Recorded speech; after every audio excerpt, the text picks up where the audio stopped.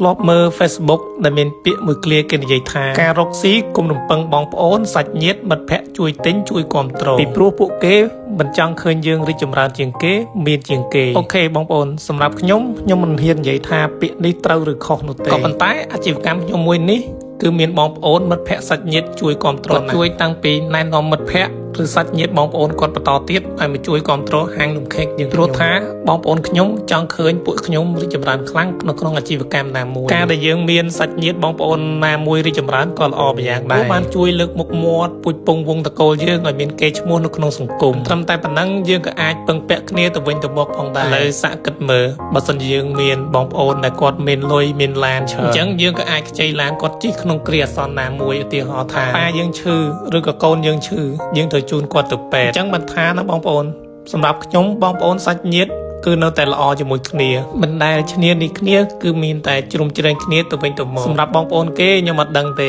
នេះគ្រាន់តែខ្ញុំនិយាយពាក់ព័ន្ធទៅនឹងបងប្អូនខ្ញុំតែប៉ុណ្ណោះអូខេឥឡូវនំខេកយើងរួចរាល់ហើយ 100% ហើយមិនដែលបងប្អូនស្អាតទេនំខេកនេះតម្លៃ$20ក៏ធ្វើបាន$15ក៏ធ្វើបានដែរអរគុណ